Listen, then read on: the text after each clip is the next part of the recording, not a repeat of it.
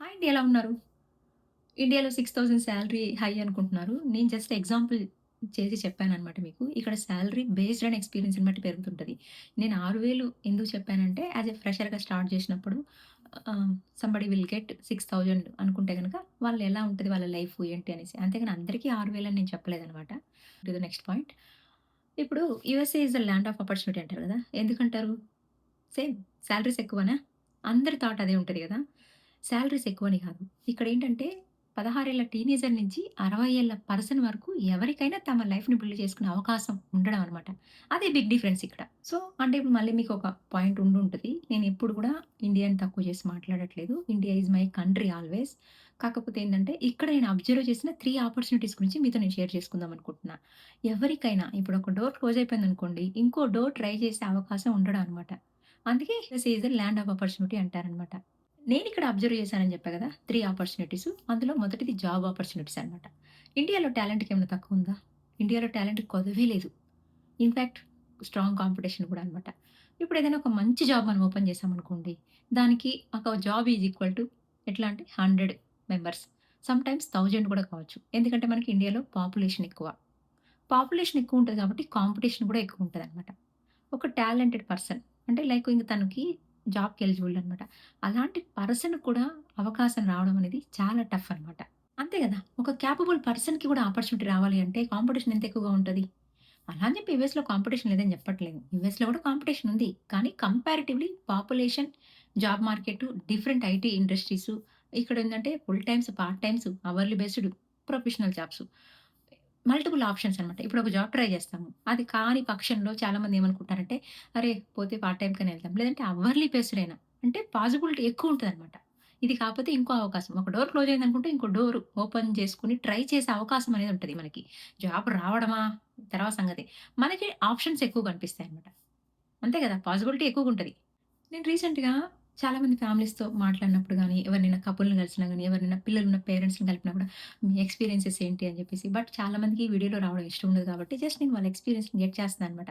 అలా అని చెప్పి నేను అడిగిన వెంటనే వాళ్ళు జెన్యూన్‌గా చెప్తున్నారేం కాదు. ఇలాంటి వర్క్ ఎక్స్‌పీరియన్స్ గాని, ఇక్కడ యూఎస్‌ఏ ఎలా ఉంది? ఇప్పుడు జాబ్ ఆపర్చునిటీస్ ఎక్కువ ఉన్నాయంటే గనుక చెప్తారనమాట. సో, వాళ్ళు చాలా మంది ఫ్యామిలీస్‌తో మాట్లాడినప్పుడు ఒకటి కామన్‌గా విన్నాననమాట. వాళ్ళు అంటే ఇప్పుడు ఫ్యామిలీస్‌తో ఉన్నవాళ్ళు ఎలా అంటే ఇప్పుడు మేము కొంచెం స్ట్రగుల్ అయితే గనక మా పిల్లల ఫ్యూచర్ అనేది బాగా ఉంటుంది అని చెప్పేసి. తరచూ నేను ఇదే మాట విన్నాననమాట. సెకండ్ ఆపర్చునిటీ వచ్చి చిల్డ్రన్ అనమాట. చిన్నప్పటి నుంచి ఇండిపెండెన్స్ నేర్చుకునే అవకాశం ఉంటదనమాట. నాకు ఈ సెకండ్ పాయింట్ చాలా ఇంట్రెస్టింగ్ అనిపిస్తుంది. ఎందుకంటే ఇప్పుడు ఇక్కడ టీనేజర్స్‌కి ఒక లీగల్ ఏజ్ వస్తదనమాట. లీగల్ ఏజ్ వచ్చిన తర్వాత వాళ్ళు కొన్ని రూల్స్ ఫాలో చేస్తూ కొన్ని పార్ట్ టైమ్ జాబ్ చేసుకునే అవకాశం ఉంటదనమాట. ఎలా అంటే ఇప్పుడు చదువుకుంటూ వాళ్ళు ఎలా జాబ్ చేసుకున్నారనుకుంటే దాంతో పాటు వాళ్ళకి టైమ్ మేనేజ్‌మెంట్, రెస్పాన్సిబిలిటీ, ఇండిపెండెన్స్ అన్నీ కలిసొస్తాయి. అంటే నా అవసరాలు నేను తీర్చుకోగలనన్న ఒక కాన్ఫిడెన్స్ అనేది తనకొస్తదనమాట. ఇక్కడ జాబ్ అంటే మళ్ళీ ఐటీ అనే అనుకోవద్దు. సమ్మర్ జాబ్సు, రెస్టారెంట్ జాబ్సు, ఈ స్టోర్స్ జాబ్స్ ఉంటాయి గదా! ఇవన్నీ చేస్తారనమాట. ఎందుకంటే చదువుకుంటా ఉంటారు. చదువు తర్వాత వాళ్ళు కామన్‌గా ఇవి కొన్ని రూల్స్ పాటిస్తూ ఈ పార్ట్ టైమ్ జాబ్స్ చేయడం ఇక్కడ చాలా కామన్ అనమాట. దీంతో వాళ్ళకేమనిపిస్తదంటే వాళ్ళ అవసరాలు వాళ్ళు తీర్చుకుంటున్నారు. వాళ్ళ కాన్ఫిడెన్స్ పెరగడంతో పాటు రెస్పాన్సిబిలిటీ తెలుస్తదా? ఇండిపెండెన్స్ తెలుస్తదా? అండ్ టైమ్ మేనేజ్‌మెంట్ తెలుస్తదా? మనీ మేనేజ్‌మెంట్ కూడా తెలుస్తదనమాట. ఇండియన్ ఫ్యామిలీస్‌లో చూసుకుంటే పిల్లల మీద పేరెంట్స్‌కి చాలా లవ్ ఉంటది గదా! నువ్వు చదువుకో మిగతా అన్నీ మేము చూసుకుంటా ఉంటారు. ఈవెన్ నా చదువుకి గాని, నా డిగ్రీకి గాని, నా పోస్ట్ గ్రాడ్యుయేట్‌కి గాని మొత్తం గూడా పేరెంట్సే భరించారనమాట. ఏంటంటే, "నువ్వు కేవలం చదువుకో మొత్తం మేము చూసుకుంటామని." ప్రేమ ఉండడం, డబ్బులు కట్టడం అంటే నేను తప్పనట్లేదు. కానీ కంపారిటివ్‌లీ ఇక్కడ చూస్తున్నాను గదా! వీళ్ళేమంటారంటే ఎర్లీగా రెస్పాన్సిబిలిటీ తీసుకునే అవకాశం, ఆపర్చునిటీస్ ఎక్కువుంటాయి.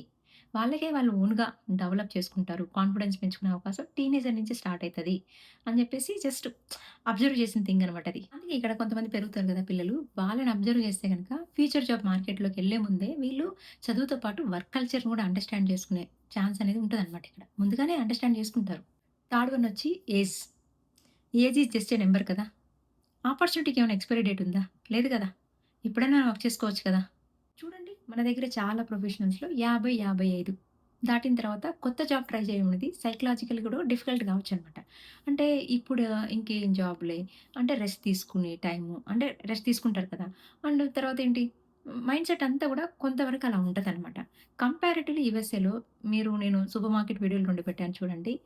సూపర్ మార్కెట్‌లో గాని, స్టోర్స్‌లో గాని, ఆఫీసెస్‌లో గాని, స్కూల్స్‌లో గాని, హాస్పిటల్స్‌లో గాని మోస్ట్ ఆఫ్ ద పీపుల్ 50-60, 65 కూడా కావచ్చు. వాళ్ళే కనిపిస్తారు. ఎంత యాక్టివ్‌గా వర్క్ చేస్తారో తెలుసా అసలు?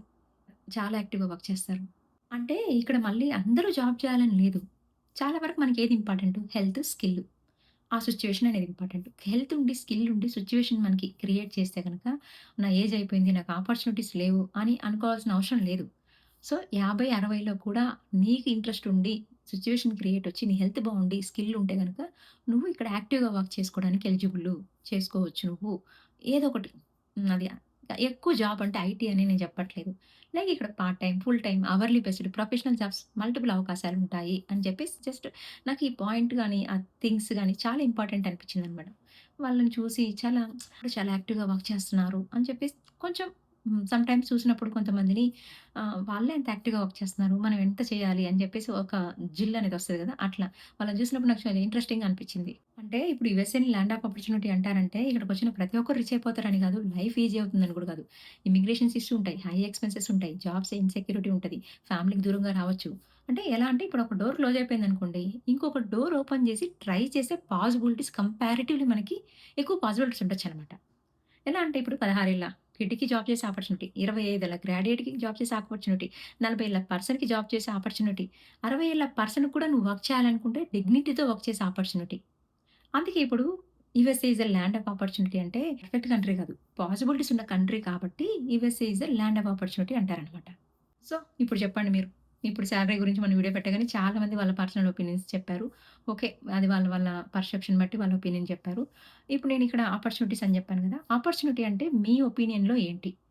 హై సాలరీ అనుకుంటున్నారా? లేదంటే పిల్లల ఫ్యూచర్ అనుకుంటున్నారా? లేదంటే ఏ ఏజ్‌లోనైనా రీస్టార్ట్ చేసే ఛాన్స్ ఉంది అలాంటిది అనుకుంటున్నారా? మీ ఒపీనియన్ కామెంట్ చేయండి. సో, వీడియో నచ్చితే లైక్ చేయండి. ఫస్ట్ టైమ్ ఎవరైనా చూస్తున్నారంటే గనుక సబ్స్క్రైబ్ చేసుకోండి. Thank you for watching. See you in next video. Coming with next video. Bye by.